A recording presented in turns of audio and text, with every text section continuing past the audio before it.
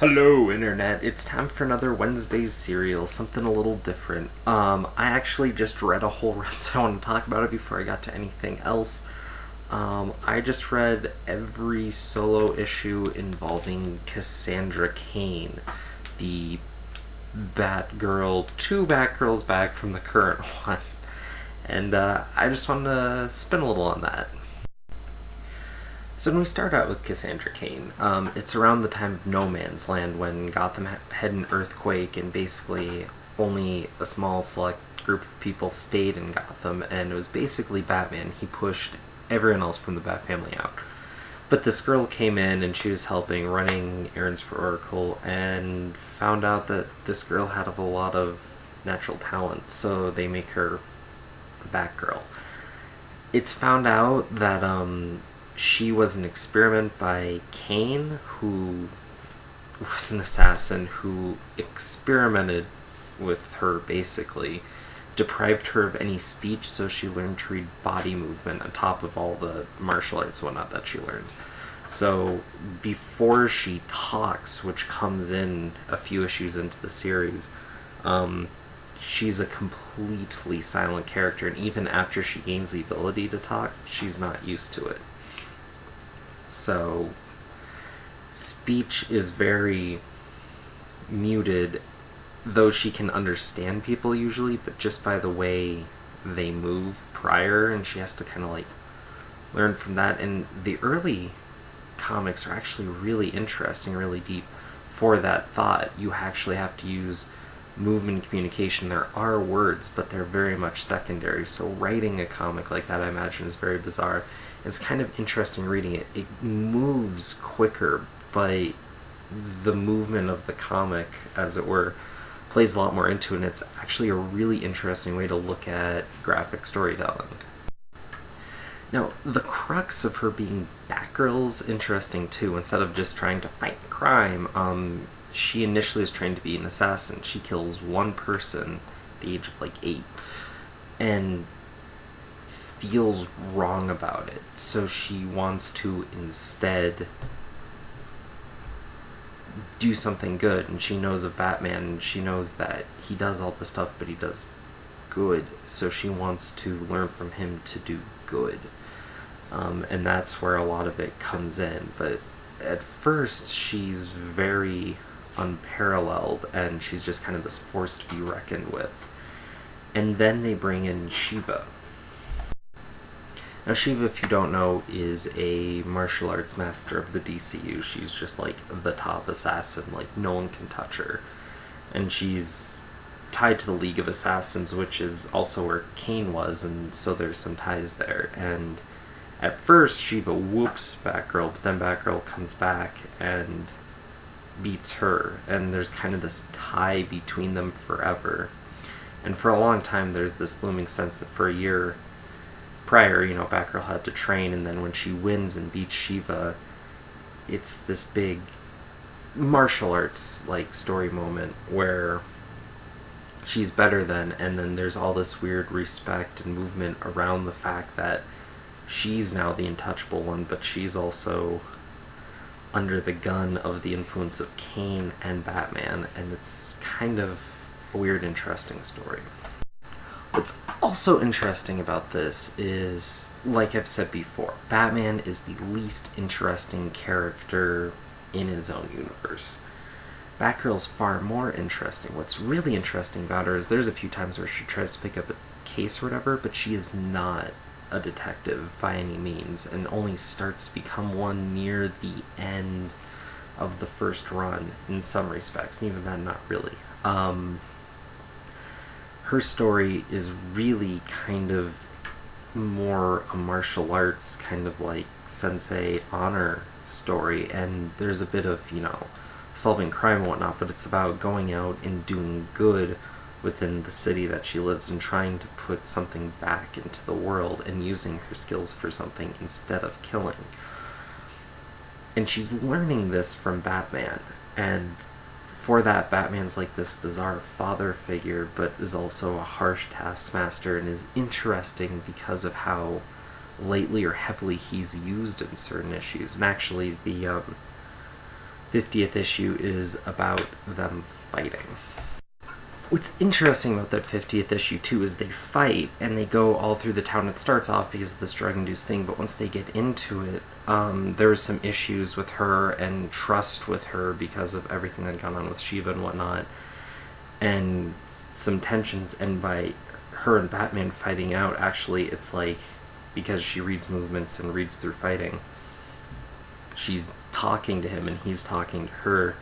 And Robin is watching this and completely, like, wondering how it's going on and why Batman isn't trying to stop it. And by the end of it, there's more respect between Batgirl and Batman, and it's more interesting for that. And just the way they set up this character around fighting, just when there is an action sequence, like, even though it could just be, you know, a fight, it's really easy to work in something more, and they develop this character around the idea of battle and communication through body movement and all that, so you're always looking at characters in a different light, and for a superhero comic, it's such a great device, because it lets you, like, experience in a way that, you know, fighting is these people's lives, so they would get something more out of it, and then this comic forces you to look at it in that light.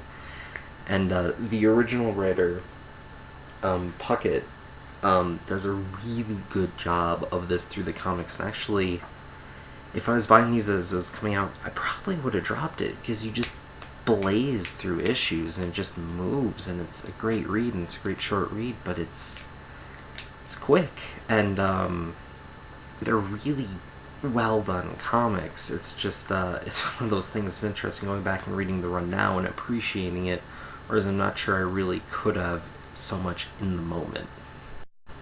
That 50th issue that I talked about was written by Horrocks and was in the second run of it, when they were trying to give Batgirl a little more touch. Originally, when Batgirl came in, she wasn't, as per Batman's rules, to fight metas and metahumans, and they kind of started letting that slide around that time, as they inevitably were going to. But the pace and the feel of the comic kept up, though there was a touch more dialogue, and that was naturally going to come in as well. Another interesting touch was her friendship with Stephanie Brown.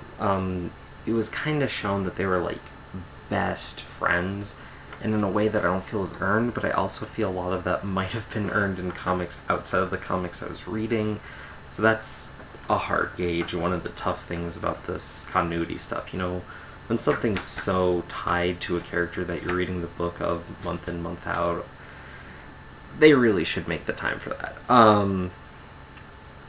But her relationship with Stephanie Brown is really interesting, and more so knowing that Stephanie Brown would eventually be the Batgirl to replace her. And just seeing these two characters that are so different forge over kind of the same idea of bad parenting and just kind of, you know, becoming fast friends, and really Cassandra's only real friend in the world.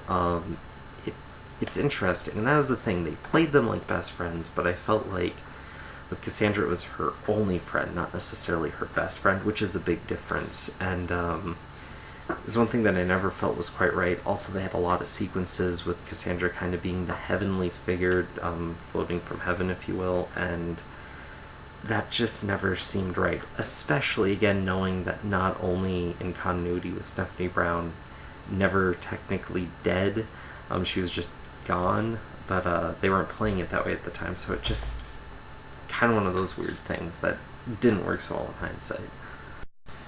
But eventually the series moved on and ended with probably the best Mr. Freeze section of comics I've ever read, and if you're a fan of Mr. Freeze, you should go check out the related issues of Batgirl, because it plays heavily into his character and has a moment that was a long time coming that I'm sure has since vanished with the New 52.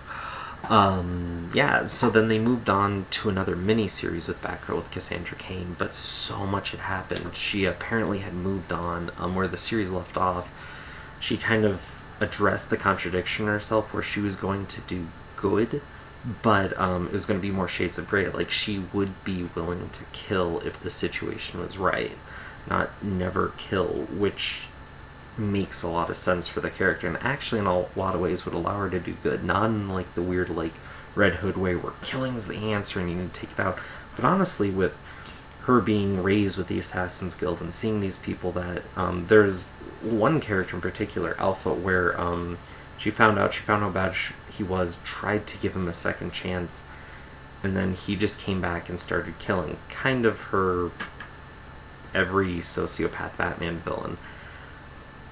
But she sees that and recognizes, and she's at a point where she can't kill Alpha, or at least she couldn't at that time, but seeing that, she recognizes that if you let these people that are sociopaths live, they will just live to kill. They will live to destroy. Some people just want to see the world burn. That sort of idea.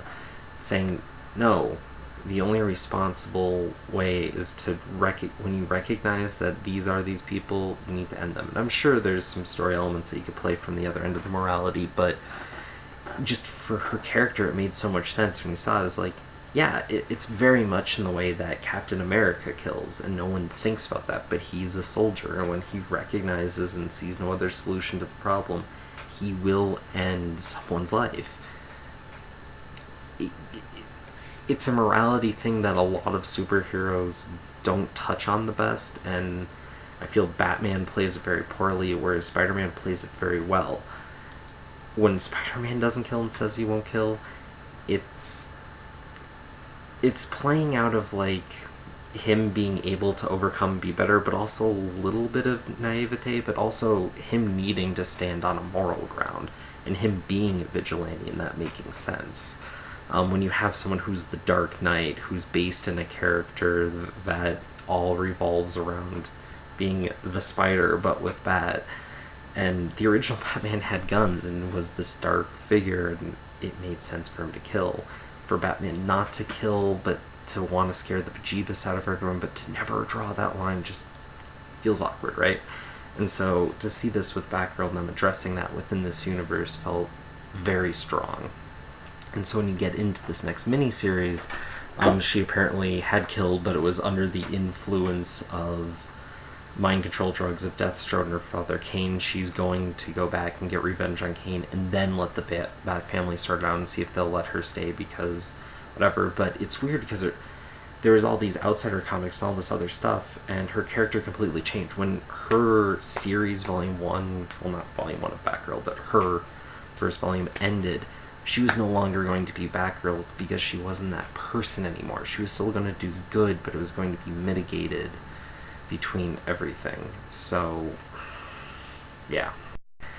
The other bit throughout Batgirl was halfway through she decides she needs to figure out who her mother is, and then instincts say that it's probably Shiva or someone she would know, and you find out it is indeed Shiva. And that whole chunk of the comic felt so weak to me. And it made sense. Like, someone wants to find out who their parents are. Sure, she already knows her deadbeat dad, Kane, who was stuck in jail for pretty much the entirety of the comic. But it didn't sit right for it to just be Shiva and not someone else, and to not kind of have a different character, and to just have... They had a chance to make a parable to kind of a slave trade thing and deal with another issue, and just have it to be Shiva was just kind of a shill and a cheap way to kind of get out of that story question, and it just felt so weak. And then Shiva has a motherly moment, but I mean, it's also part of the reason that Cassandra's willing to kill, because she realizes more of who she is, I guess, but that doesn't make sense because she's like 18 by the time she figures this out. I mean, she's her own person with or without that knowledge, and it didn't feel right. It didn't feel justified, and yeah. And what I'm curious about now is recently I read Gates of Gotham, which has Cassandra Cain in it as some weird name, part of the whole Batman corporate, but she's supposed to be in China. So I guess that's where she still is in the New 52, or if she's a character no longer there. Which raises a whole lot of questions about Barbara Gordon, because for her to be there, but then to not have Barbara Gordon, who's a mentor to her throughout the entire comic, that wouldn't make sense. And there's actually an issue where Batgirl fights a hologram of the old Batgirl and keeps beating her down. It's like, I don't understand how she survived. She thought I had a death wish. Again, part of the comic, but it wasn't a big deal. Then you see, like, she stands for a second contemplating this, and then her legs are wrapped with kind of a chain. Barbara's watching holograms, like, that's how I survived. And I don't know, whatever. It's a cute little moment, but now with the new Barbara Gordon there, and then that's like one of the bits of the 52 that's just mind-breaking that they have to address in some way.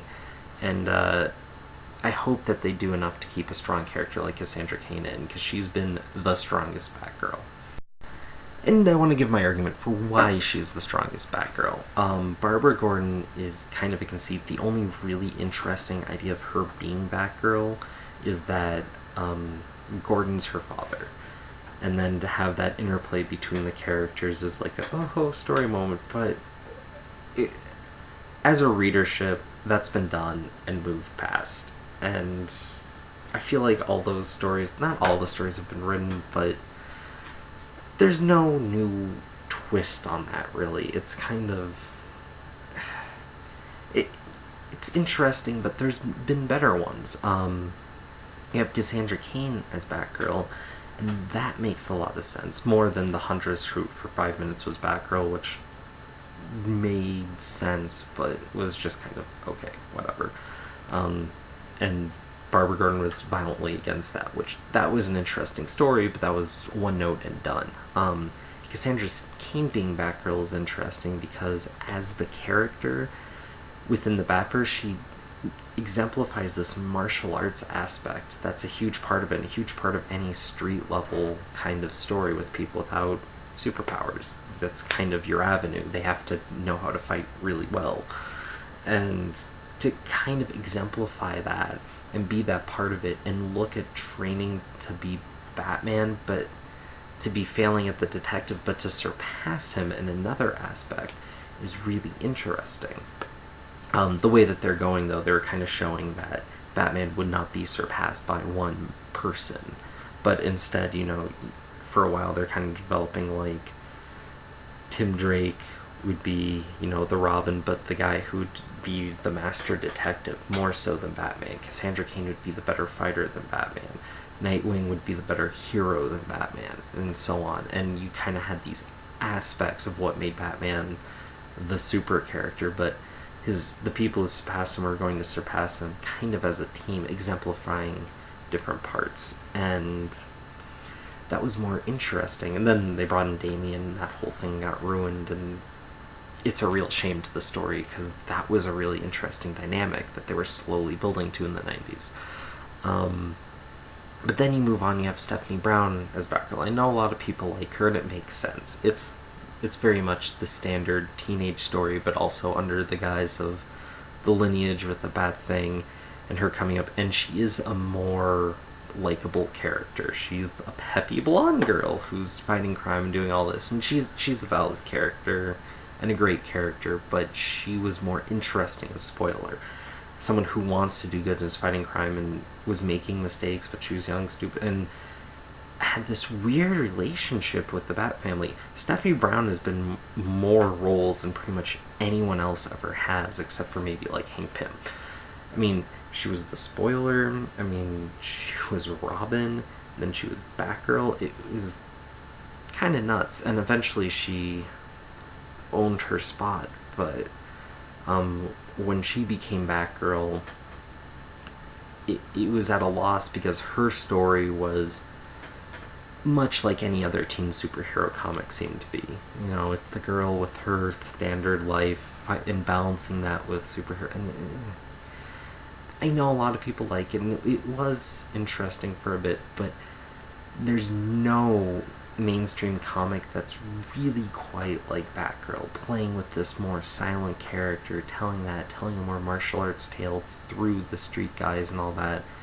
Just was such a more interesting dynamic, and the most creative that they've been with the role of that character and what it could be and what it means for the rest of the Bat universe, and exemplifying a different angle is just the strongest one. And the fact that they've gone with that and instead gone back to Barbara Gordon, I'm still bitter about them using Barbara Gordon because they took away Oracle, which was a huge part of the DCU, and they ruined their diversity and their strong female characters and their strong handicap character, and it's just terrible. Also, you have a hacker character and a background character that's interesting and usable, and then you're getting rid of all those aspects, and you're putting in, oh look, it's Barbara Gordon's Batgirl. She's not the classic. She's not interesting. Most readers didn't know her as Batgirl really until they just brought her in again. And honestly, I can't read Batgirl anymore, especially now having read this run, knowing that they screwed the pooch. So yeah, I wanted to do this Batgirl video before I did any Turtles or anything else, but more comic reviews coming soon. Hope you enjoyed, and toodles!